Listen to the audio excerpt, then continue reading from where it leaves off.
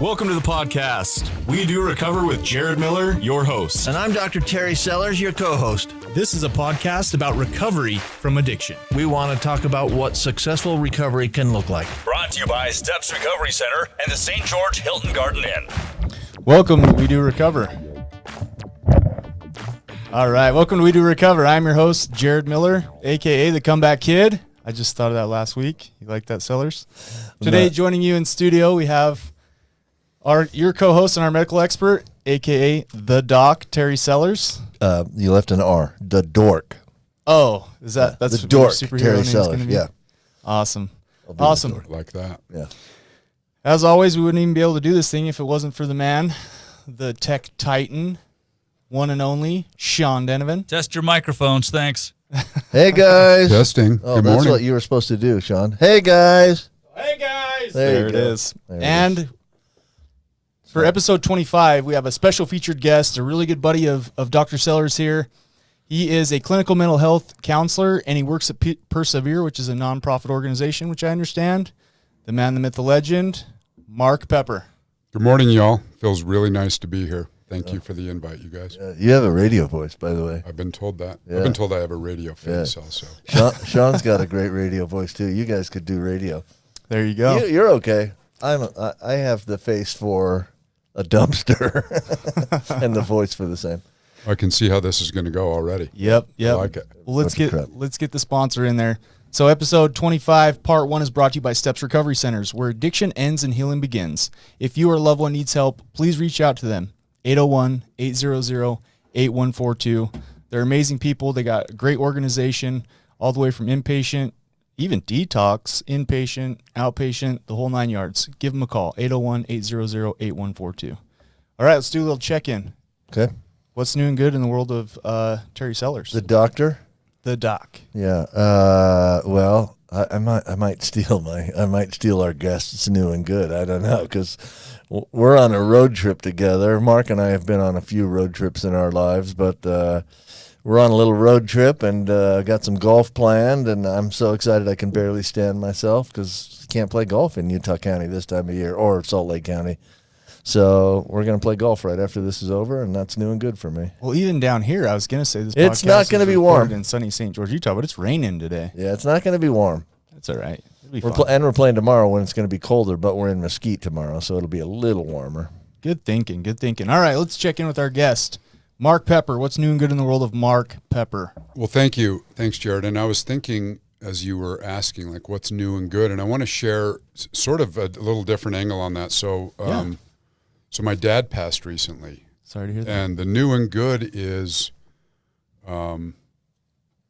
I'm getting through it, and my family's getting through it, and we're finding a lot of love. And what I'm finding is with my recovery and just with my way of life, like the more I kind of miss my dad, the more I see how much I loved him and what he gifted me and how much compassion and love and generosity he gave. So I'm actually feeling really connected to him through his passing, and to my family more, my sisters and their kids, and my kids and wife, and so it feels new and good.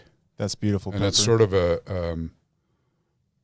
as we're going to get into some recovery stuff, like what I've learned is my perspective is sort of what I have, that I could look at things differently, and I always was fearful of my dad passing because we're so close, but it's been new and good. I wish I could have had that same perspective when my father passed. That's beautiful. Well Yeah, said. thank good, you. Good, new and good. Thank Yeah. you. Man, So much he's for dynamite. I know, so much for me, like having almost nothing to say when he hits us with that big heavy. That's beautiful. I've met Mark's dad, Sanford. Yeah, Sanford's a hell of a guy, seriously. hell of a guy. Shout out to Sanford Pepper, who is up looking down on us now from some other perch. And I've played golf with Sanford once in my life, I think, and it was the time of my life. It was so fun. Sweet man. That's a good guy. It's a beautiful thing. Yeah. All the good guys. Sean Denovan, let's check in with you. What's new and good in the world of Sean Denovan? A little more stressed than normal, but life's fine. Life's great. Listen, those side hustles can be heavy sometimes. Yeah, they take away from all my personal time. Yeah, they do. Yeah, they do. Right on. What do you got going for a side hustle these days? I was up in Washington doing some consulting work. Right. And now I'm remoting into Washington, still doing consulting work. Okay. You know, You'll set them straight. They'll I get hope so. some radio stations up and rolling. I hope so. All right. Nice job. Yeah, buddy. Well, here we are. Yeah. What's today? The Introduce us to- 22nd of January? Is that true? Or am I behind today? No, it is. Is it You're right. 22nd of January? Okay, here we are, 22nd of January, 2021. Basically, brand new year. 2020 sucked for everybody, right? For almost everybody. Mm-hmm. And then 2021 came along, and we're 6 days into 2021, and it's not to be outdone by 2020. So 6 days in, people stormed the Capitol in 2021, looked at 2020 and said, hold my beer. This is a podcast about recovery, by the way. But 2021, it's going to be new and good, right? Yes. We have our featured guest, Mark Pepper. And what we want to do is get into Mark's story a little bit. Tell us a little bit about yourself. So let's start with, tell us a little bit about yourself, like right now. Like what's happening in your life? What are you doing with yourself professionally? What are you doing with yourself personally? Tell us about your family, that sort of stuff. Beautiful. Thank you. Yep. I had the opportunity to marry like the love of my life last year, 2020. 11 months ago, Yeah. Congratulations. 2/22. So it was the 22nd of February, and we've had just a beautiful life. Before we were married, we've been friends forever and dated, and I married her. Feels amazing. I have 2 kids. I have a 25-year-old daughter who's amazing, just this beautiful spirit, a wonderful woman. What's her name? Her name's Mikkel. Okay. Mikkel Pepper, and I have an 18-year-old son, Max, who's also an amazing human being. And ironically, I got sober 2 months before he was born. I don't know if that's ironic. I'm not. Apropos of nothing. I'm not going to correct that for sure. But it's the way the universe. And after trying to get sober for 15 years, I got sober right before he was born. Nice. So he and Mikkel and Margaret and I are having a nice life. Max lives with me full time, and he's heading to college in the fall. We went and looked at colleges. That was sweet. My work life is Persevere is a nonprofit that helps prisoners transition out of prison with real meaningful opportunities for work. The company was designed as a teaching computer coding, about which I know nothing, but in prisons. So Nice. Before COVID, I was going into the prisons and doing some group work and doing some individual work. And since then, these folks are transitioning out, and they're getting some freedom in their lives. So you literally get to witness, people's lives change, those that are willing. Amazing. Yeah, that's Right, beautiful. directly, dude. and it's beautiful. And I'm finding, and I relate stories to sort of how my life has gone. And these guys are having a really hard time coming out. Yeah. Because they were told there's very little freedom in prison. And I think about getting sober, and it was kind of hard to adjust to a life where I wasn't shackled by drugs and alcohol, and because I was almost immediately kind of free of that obsession. Yeah, Thank you you, experienced an incarceration of the mind. Right, Yes. which we do as addicts, right? all It's have. it's imprisoning. So I get to witness these guys. I get connected with a lot of them. We've got our facilities are in Tennessee and Arizona, and so I've been working remotely this year after COVID. Do you like that, or do you miss the in-person? I had a belief that we couldn't connect quite the same Yeah. remotely, but I don't think that's true anymore. I think it's just different, but I've been able to connect really in meaningful ways remotely. Nice. I also have a private practice, which has been growing a little bit, and I have clients I've never met in person, face to face, and seems to work just fine. I think if the intention is there, and the foundation of love and compassion and empathy is there, my experience is anything is possible with that foundation.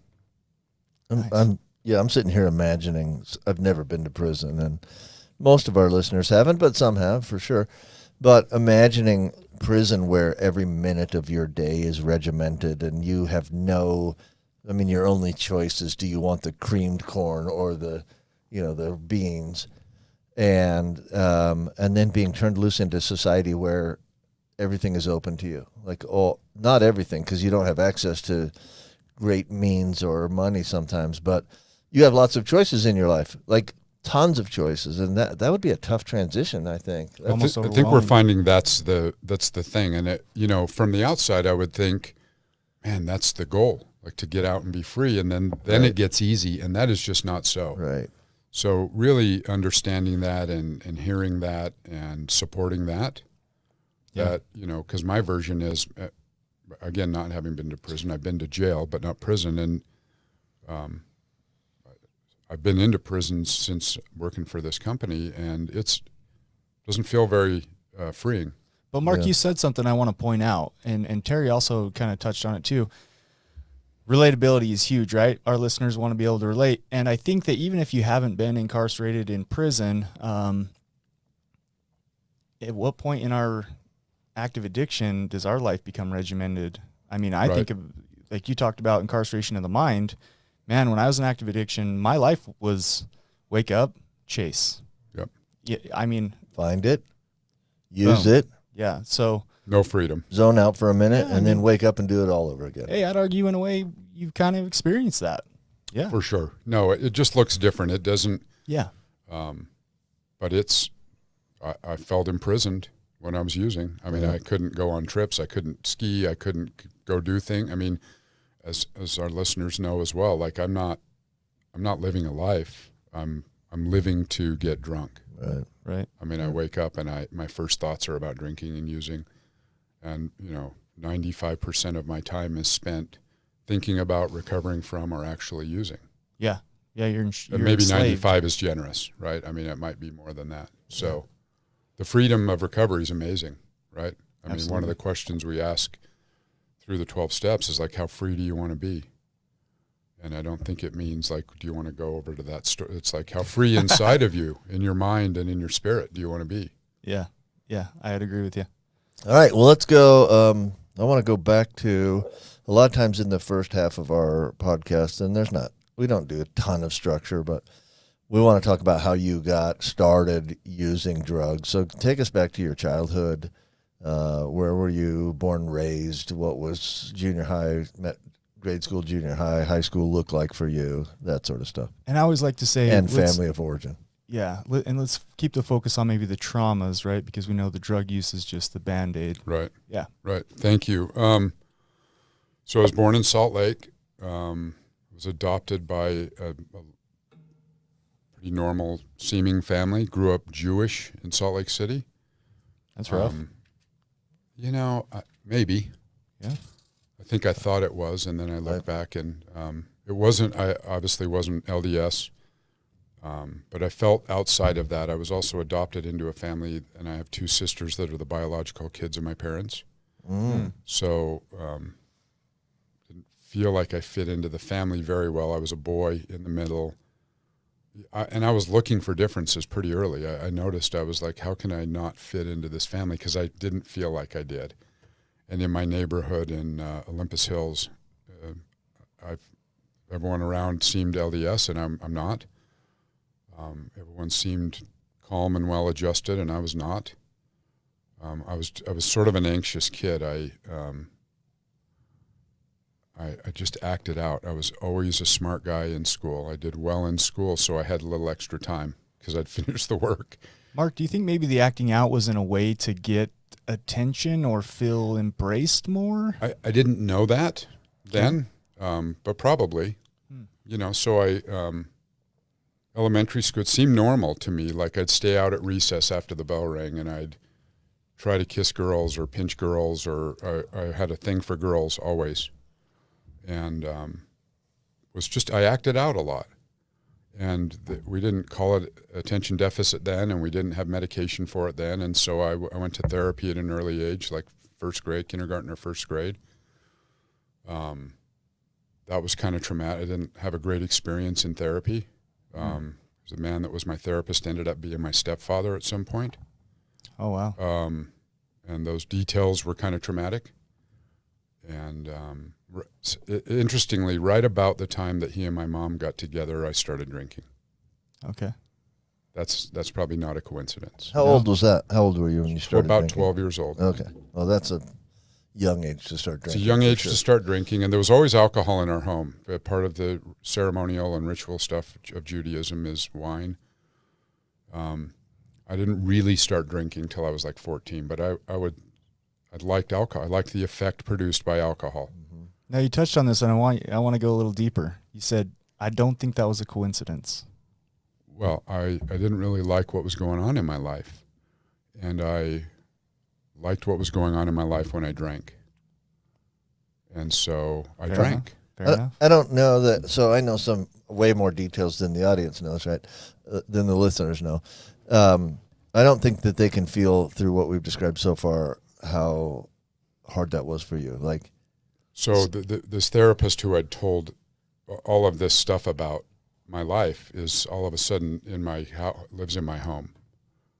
And that's got to feel really uncomfortable. it was uncomfortable, and it was a violation of a lot of ethical things that are going on. And I've forgiven this guy and moved on. But at the time, when you're a little kid, I'm like, what has happened to my life? Like, I was forced to see this guy who I didn't like. I told him about a family I didn't like. And then he married one of those people. Right. And He shows up into the family. and you he's don't in the like. home, and he was an abusive, physically and emotionally and verbally abusive guy, and not a ton of that, but enough that like you don't hit 9, 10, 11-year-olds. Yeah. And I got hit, and I got told that I was not good enough, and I was a bad kid, and I kind of was a bad kid. I mean, I was a difficult child, but therapy did not help. Therapy for sure did not help. Interesting, I'm a therapist because it. Therapy with your stepfather never helps. Right. And so it was rather traumatic. And I drank at that event. I drank at my mom and him for about 25 years. Like, that was sort of if that had happened to you, you would drink like this too. And I was sort of conscious of that after about 15 or 16 years old. There was kind of this F you to you guys. You are not going to control me. And I kind of ran away at 15. Was caught selling cocaine, which I didn't. At 15. I didn't really sell cocaine. I was sort of I knew a guy, and a girl asked me if I knew a guy. So those were the people I was hanging out with at 15, right? Yeah. And at East High, there was cocaine as a freshman in high school. That's crazy. So I left home. I went to Florida for a couple days with a buddy who said he had a job for me. This is kind of a cute story to me because I'd never heard the word before, but I remember I called him and I said, Andy, I think I've had it with my family. I'm coming out. He's like, great, we've got a job. I said, what are you guys doing? He said, we're gigolos. And I'd never heard that word. I didn't know what that meant. It doesn't mean fans of Insane Clown Posse, does it? Not at the time. I don't think that sort of predates the posse. But so I go to Florida. I know. I didn't tell my parents. I didn't I'm close with my dad at this time. I love my dad. I wasn't living with him. My mom fought to not let us live with our dad. Your biological dad? Nope. No. This is all of my adopted family. Oh, okay. So the bio stuff comes up later in my life. Okay. So I go there and I'm like, we're going to work. He's like, we got this great job. And we ended up going to work at a car wash. So at 15, I'm like, oh, so if you work at a car wash, you're a gigolo. I never found out till, I don't know, maybe I was 20 years old what a gigolo was. So we were not that. We were not gigolos. They were not. I don't know where my friend Andy got this notion that that's the work you do in a car wash. You scared me there for a second, Mark. No, that's where I thought it was going too, and I know Mark pretty well. I'm like, holy crap! At 15, he's selling his body. No. But I probably would have liked that better than working in a car wash because I don't really like hard work. Sure. So my dad says, "Dude, come home. Like, where are you? What are you doing?" So I got home. Lived with my grandparents for a period of time, who I adored. Sanford said this to you. Sanford's my father, who just passed. The only dad he's the only dad. But not your stepdad. Nope. Said that to you. Okay. Nope. I kind of haven't had sure. much to do with him since I went to Florida. Okay. All right. And lived with my grandparents and probably disappointed them. I drank and smoked pot and did cocaine at 16 all the time. Yeah. Until I was 39, like all of the time. And it was on at 16. For sure, marijuana and cocaine and alcohol when I could get it. Okay, the question to me. So, I think you know something about how I grew up, and it was a little different than that. How does a 16-year-old get the money for cocaine? He starts stealing Okay, and selling drugs. all right. I mean, I think I knew the answer, but Yep, not gigoloing. Great question though. But yeah, so Could it I would. yeah, that's going to require some extra effort for sure. It was some extra effort, and I wasn't doing a lot of cocaine. Like when I started, like a quarter gram could last an evening, and at the end, like a quarter gram's a half a line, right? I mean, it's not going to get you going very far. So I worked at Geppetto's Pizza. I worked with cocaine deal. Like I was 16 years old, and these guys were college students, and they kind of liked turning this young guy onto beer and alcohol and that lifestyle. Apparently it was fun and funny, and got into music and got into just that lifestyle. And I knew I was going to college. I still went to school. I spent 1 month of my junior year in high school. My friend Sandy and I decided to drop LSD every day for a month. Like that's the high school experience I had, and the big book, it's like it seemed like the normal life. And I was like, it's just what my buddy and I are doing. You just couldn't hold it? You just kept dropping it? We kept dropping it right under our tongues. It was bizarre. It's crazy. It kind of fell there. Yeah, sure. Dude. But I like Right what after I like what you said there. When you're in those social circles, when that's your, we know it's bio, psycho, social, right? I don't And know then what for you're me, talking it's spiritual. But when you're in those social circles, it just seems normal, right? You see people do it, it's around. And that's who I'm hanging out with, right? Yep. As in my recovery, I hang out with recovered people, and I don't hang out with alcoholics and drug addicts. I mean, Amen. It's an interesting dynamic that I couldn't imagine not hanging out with these guys or smoking weed at least my whole life. And for sure drinking. I couldn't imagine doing cocaine as an old guy. But that was for sure my drug of choice was alcohol and cocaine. I mean, those were sort of my loves. Go to college, got really nice offers from colleges. I got accepted to Stanford University. I got a scholarship to the University of Queensland in Australia for marine biology. I didn't tell my parents. I didn't tell people. Ended up going to the University of Oregon. That's a big deal, dude. Big deal. I was smart. So I used to be a really smart guy. I think some of the cells are gone. But I sure you're still and I didn't try that hard. Stop that. You're a smart guy.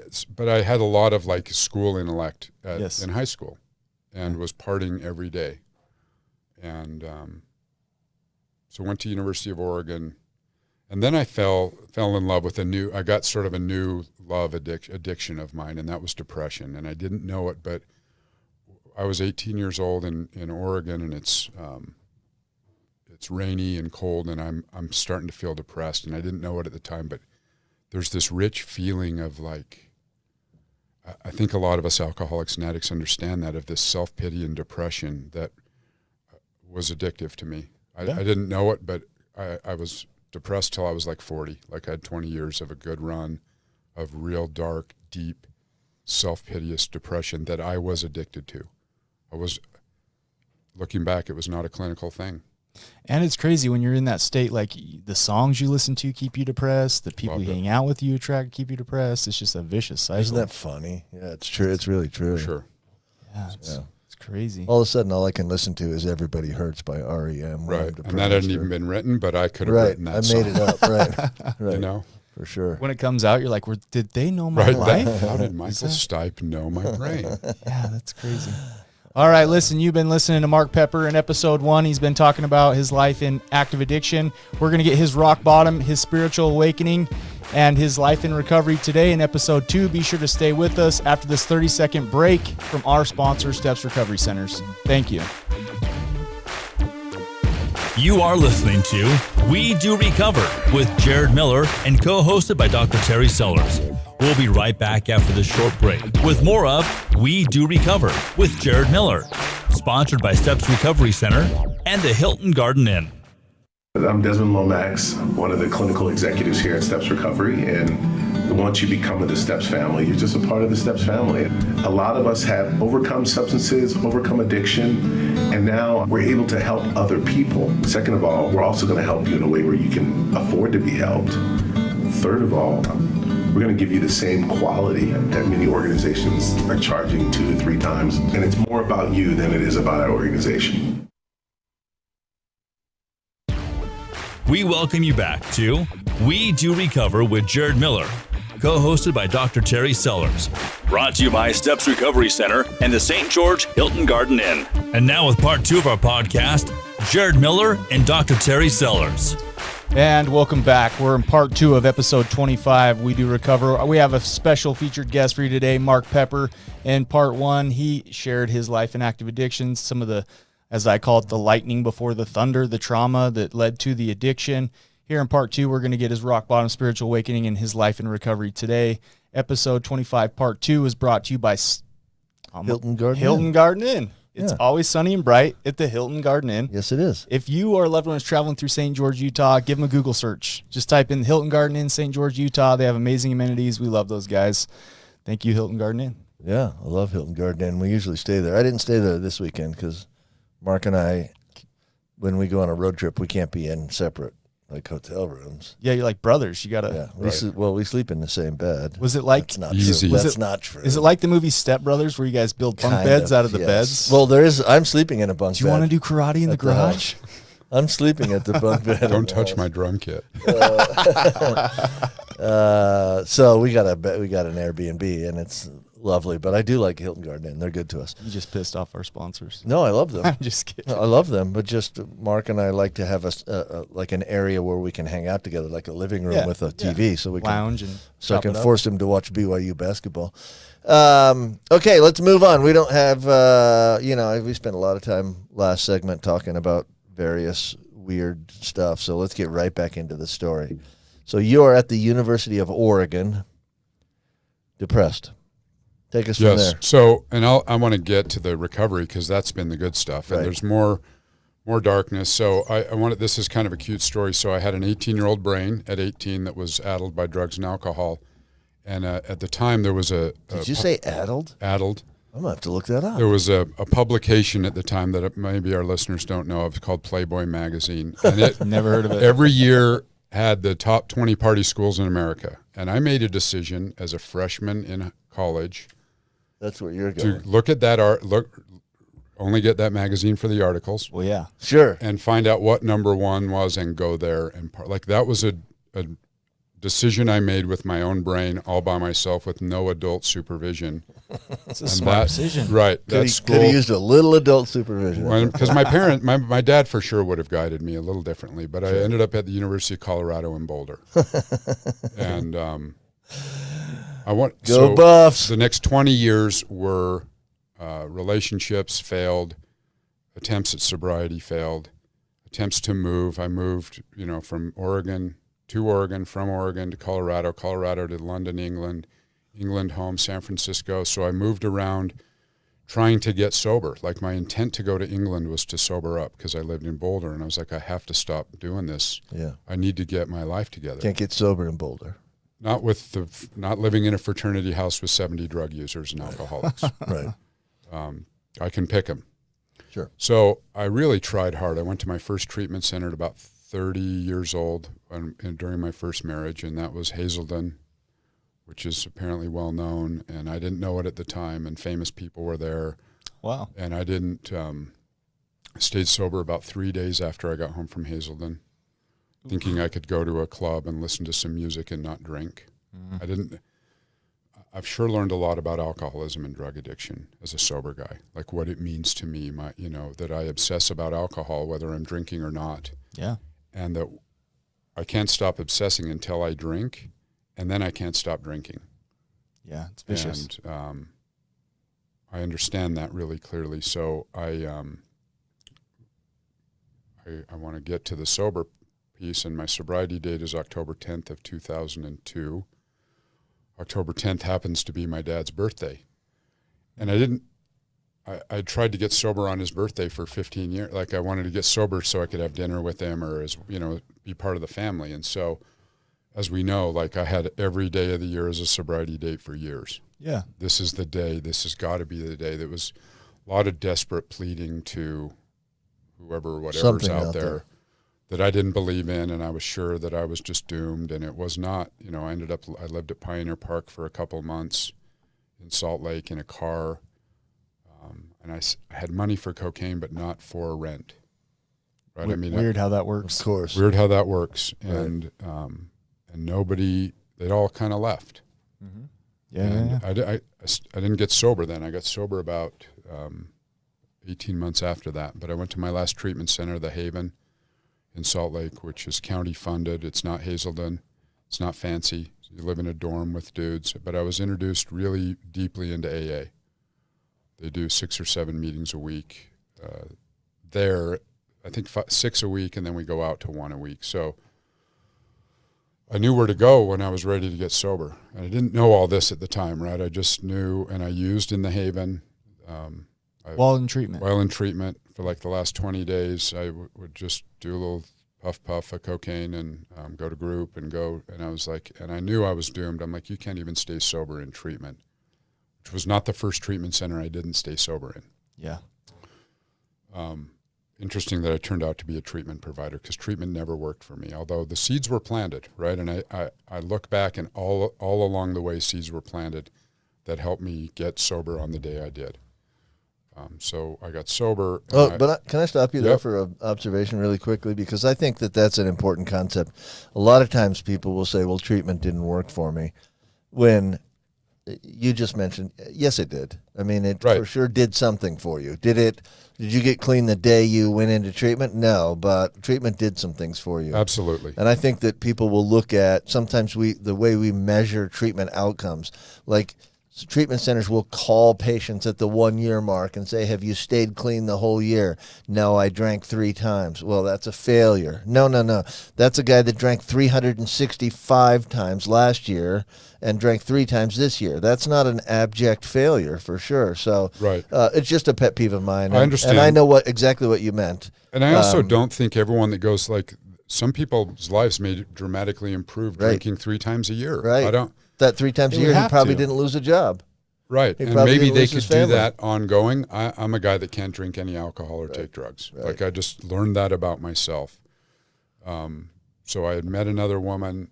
I'd gone through one marriage, and I was with another woman who had that little girl I mentioned that's 25. She was like 6 at the time.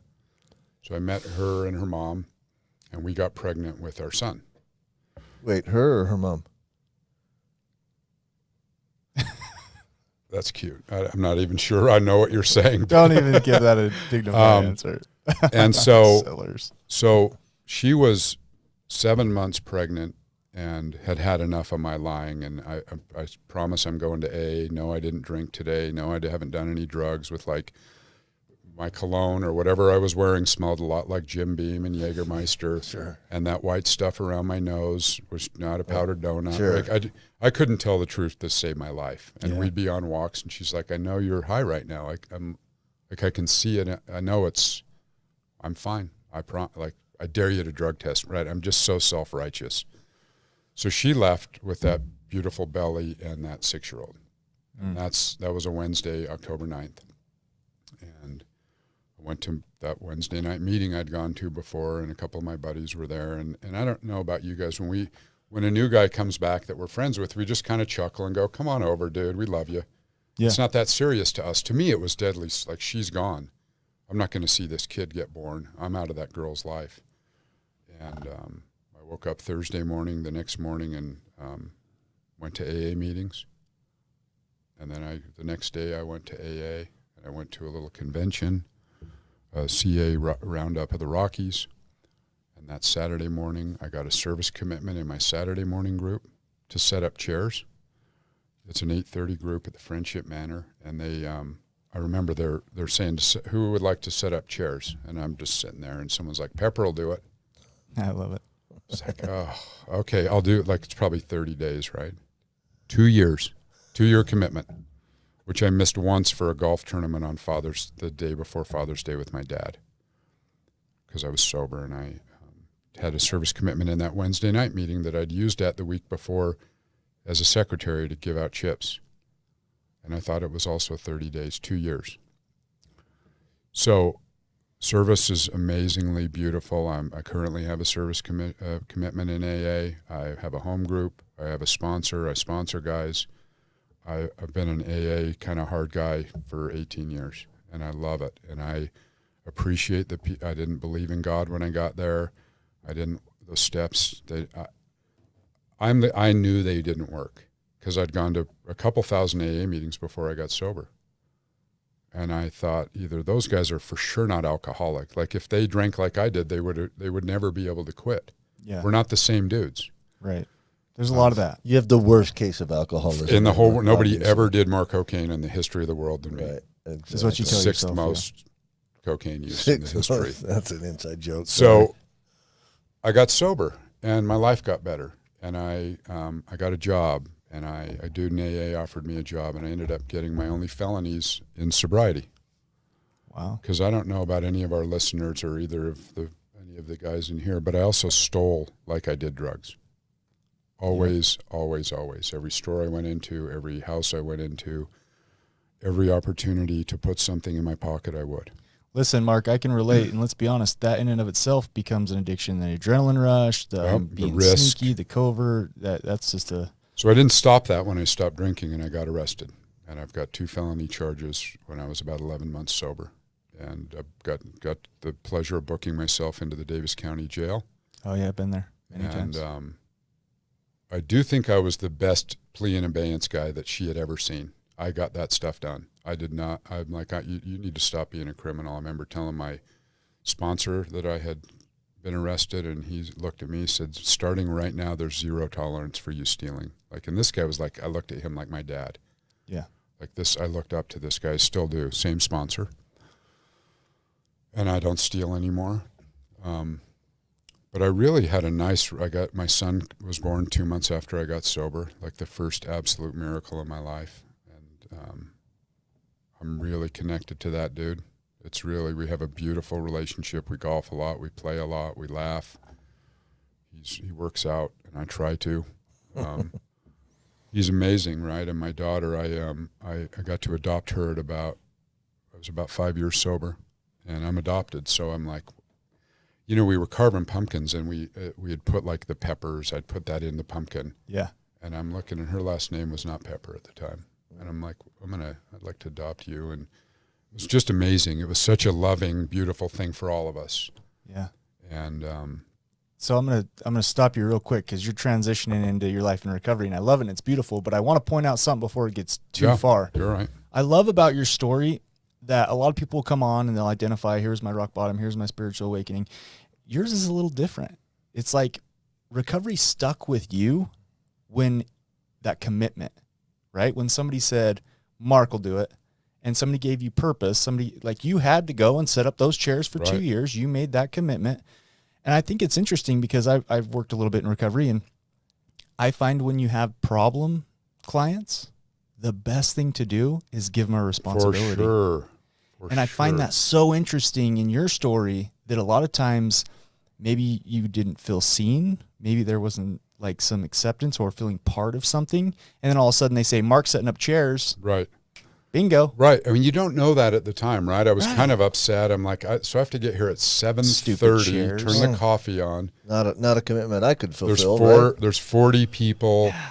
They do bingo the night before. I have to take down the bingo. I mean, it was the best thing I ever did. Yeah. And I got to know the coffee woman, Robin, who we became good friends. And like, we just show up and talk about our families and talk about recovery. And she was a little ahead of me. But I mean, when you're 10 days sober and you feel good. Yeah. I'd say for my first 3 or 4 years, every day I'd wake, I'm like, I think this is the best day of my entire life. Pink cloud. And I'm on an 18-year pink cloud. And I just told you my dad passed. I've been married twice and divorced once in sobriety.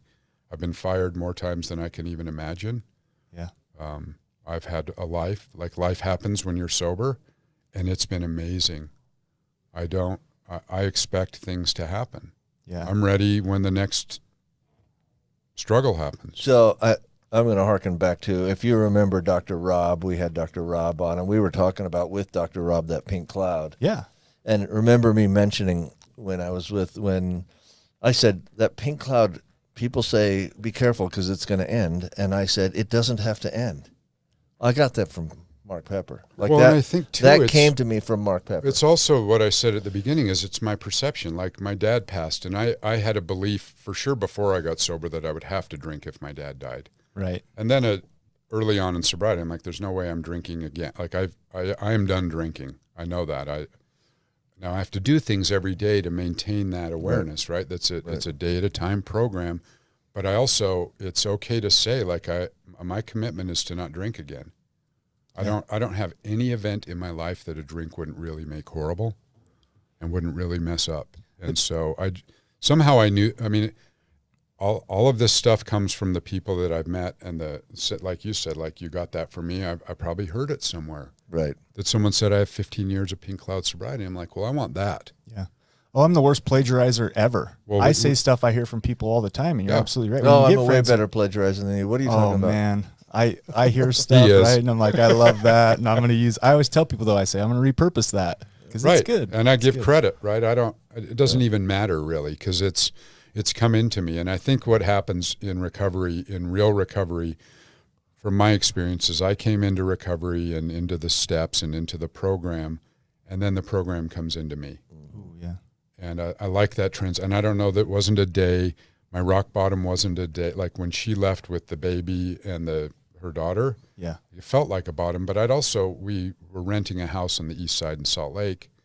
Like it wasn't the bottom it didn't look like the bottom from the outside. And it doesn't always have to be. Right. Yeah. So it's not, I thought that was the bottom when I lived at the park. Yeah. And I wanted to kill myself. And I didn't want to kill myself when I got sober. Like that obsession had left. Yeah. Through prayer, which I did not believe in, but was told at the Haven to go pray for that or else leave. And I can go move back into my car. Yeah. So I Yeah. tried that prayer thing.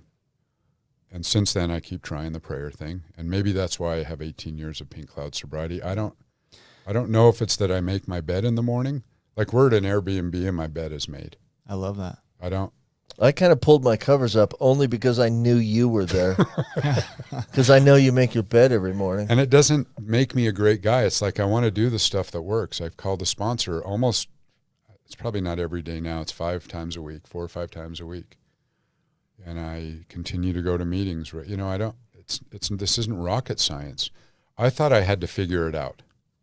And I'm here to tell anyone that's listening that whether you believe it or not, it's already been figured out, y'all. We just have to do some things. There's nothing new for me, at least, that I have to figure out. That's beautiful. Yeah. I don't have to like use my big brain to figure out what the heck I need to do. It's like, why don't you just do it? Like you said, why don't you just set those chairs up, dude? Don't worry about how it will benefit you. So I do want to go back to that concept because I don't think if you are in early recovery, if you're listening to this podcast, remember that. We went dead. I don't think, okay, there we go. Somehow we unplugged something, sorry. It went silent for about 1 second. Oh, we didn't, okay. So if you're in early recovery, remember that story that he just told. And if you don't have an assignment, you don't have to wait for somebody to point at you. If you are worried, if you really want to be clean and sober, go find the assignment. Absolutely. I mean, occasionally it's nice when somebody volunteers you, right? Because you might not have volunteered yourself. But the point is, if you're in early recovery and you want to stay that way, go find yourself something to do. Go find a service project. Go find something to get out of your own way, out of your own head. Go think about somebody else. And I think to the point that you made earlier, Jared, and that point is I didn't have any meaning and purpose in my life. There wasn't really a reason for me to be around. Right. And my parents wouldn't say that, or my sisters, but for me, that it was was your like, perception. I didn't have a drive. It's like, why would I want to wake up in the morning just to drink some more? Yeah. Right. So it turns out that helping people seems to be my meaning and purpose, and seems to be most of ours in different ways. The service you talk about, finding a purpose, and it's individual, man. It's your own deal. So I was going to say this. When I think of the pink cloud, because I've heard this before, and I'm going to give credit to Terry Webb. I'm doing the clinical thing at Steps, and he's one of the guys. He's teaching me, Shali's husband. And he asked a question the other day that I absolutely loved, and it makes me think of this pink cloud. Does treatment have you? Or sorry, does recovery have you, or do you have recovery? And I think that pink cloud is, for a while, recovery, you can ride on that. Recovery can have you. Yep. And then once you start getting involved in service and you start giving back and you start helping other people, you have recovery. Love that. So it is possible to stay on that pink cloud if you do your part and get involved. Right. And it's just your perception, right? Yeah. So I spent my first 40 years thinking my life was horrible. Probably wasn't as bad as I thought it was. My son, who I've mentioned a time or two, he said to me a couple summers ago, I don't know, it was like 8 at night, and I'm in bed. I'm on my bed reading a book, and he comes in. He's like 15 or 16. He's like, you know what, Dad?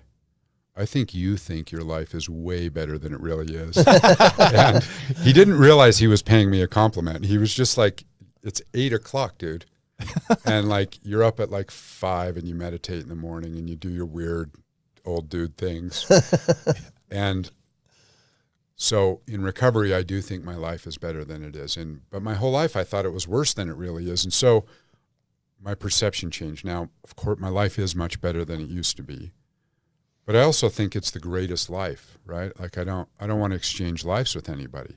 I don't want more money. I don't want more prestige.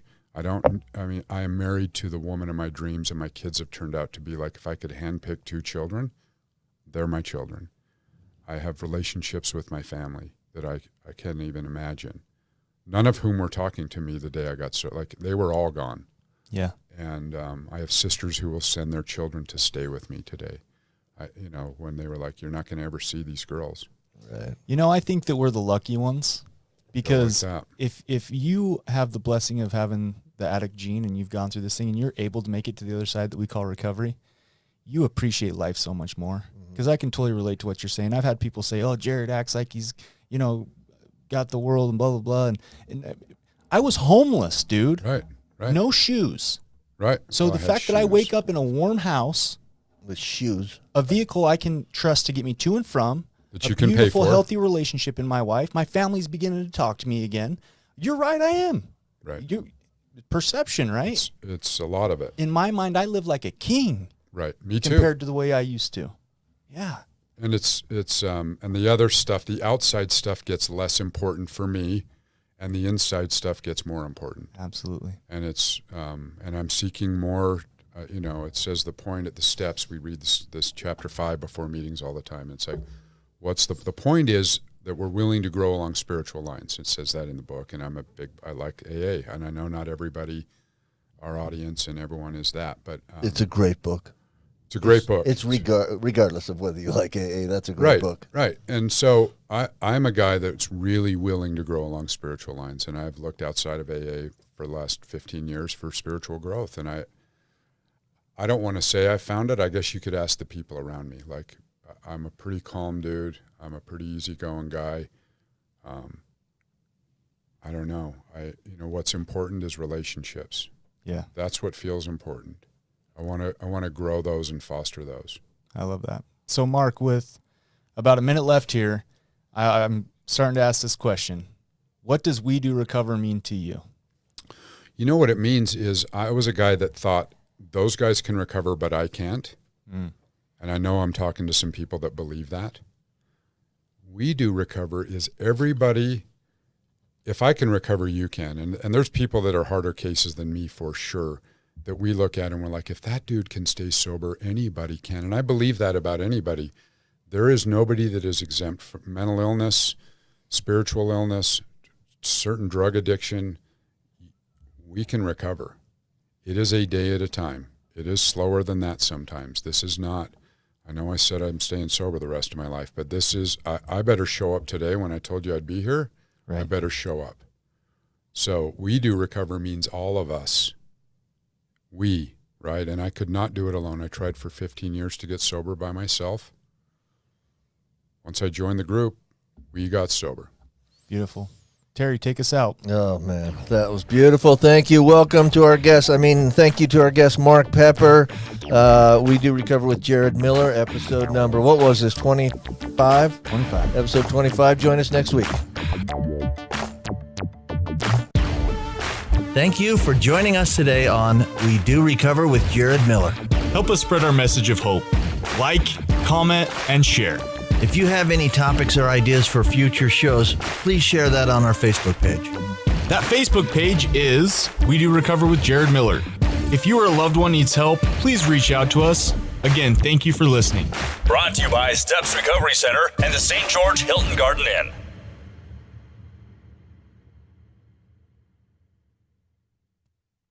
This has been a production from a podcast studio.